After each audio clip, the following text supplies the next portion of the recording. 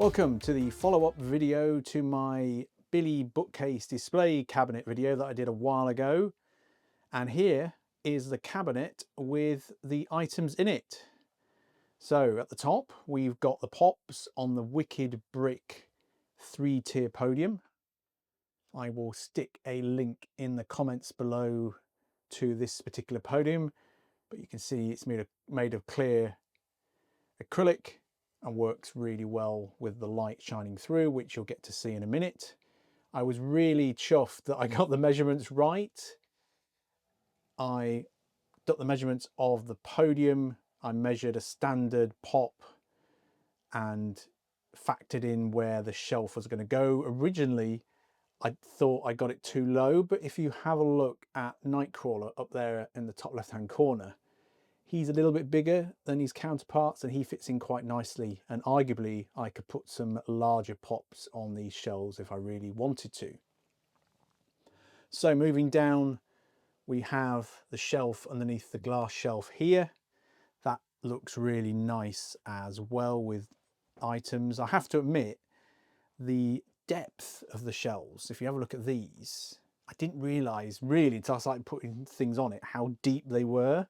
So you've got a larger pop here, obviously this gelatinous cube here, and there's still a bit of a gap, so I could put things in front of it. So it's really good to see how deep these shelves are. Both the glass ones, I should point out, and the wooden ones are both the same depth.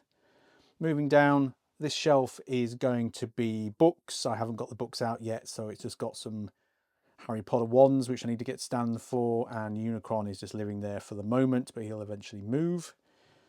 Coming down, we have the second podium, 3-tiered podium from Wicked Bricks, and you can see there a bit clearer how it looks from above. Simple design, works really well, and again I measured it correctly and it fits perfectly into this Billy bookcase because they're built for the Billy bookcase, specifically for it. So there's an idea of how close it is to the edge of the shelf, so it's really cool.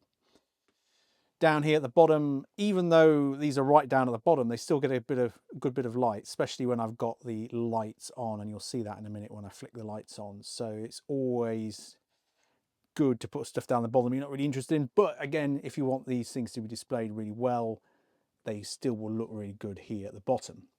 And then right down at the very bottom is the shelf of books. This is what I'm going to do with that wooden shelf in the middle, but this gives you an idea of how deep the shelves are if you want to put books on it, especially if you look at this Harry Potter box set. Still loads of space here, and some of these books are really big, and there's just lots of space there. So if you are going to use a Billy bookcase just for books, then it's a great choice. But if you want to use books and a combination of action figures or pops or toys or whatever, it looks really, really good.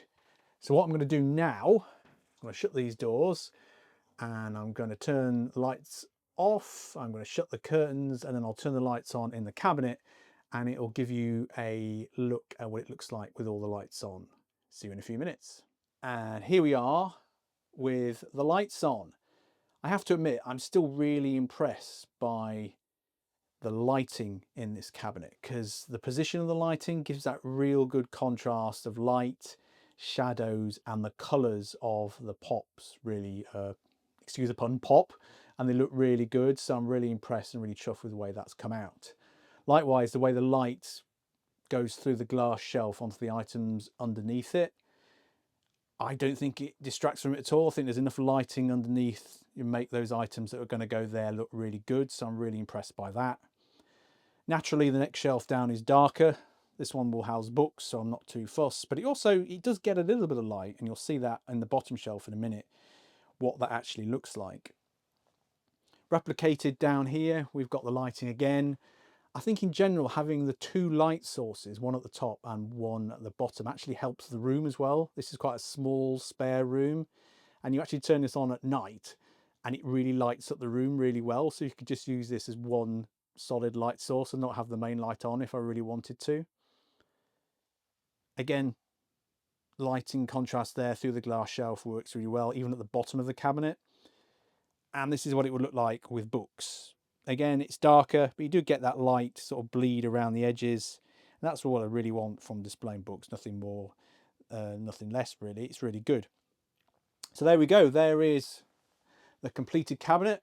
One downside I will say from having lighting is it shows up all the smudges on the glass, and I keep trying to clean it, and I know I haven't cleaned it before I did this video, so I need to clean it again. But apart from that, it does look really, really good. If you haven't already done so, please check out my first video, as that gives you some more tips on how to do the build in general. I will say something I didn't say in my first video: you need to attach it to the wall. A lot of these IKEA cabinets have those attachments that you screw into the wall. I don't normally use them, but the weight of these doors when you open them means that it pulls it away from the wall, so you do need to attach it to the wall to stop it basically falling on you. But apart from that, that's the only other tip I would give from the original build video. If you've got any questions, please stick it in the comments below and I'll do my best to help. Good luck with all your action figure, pop, or whatever else you're displaying, and I'll see you very soon in the next video. Cheerio for now, bye bye.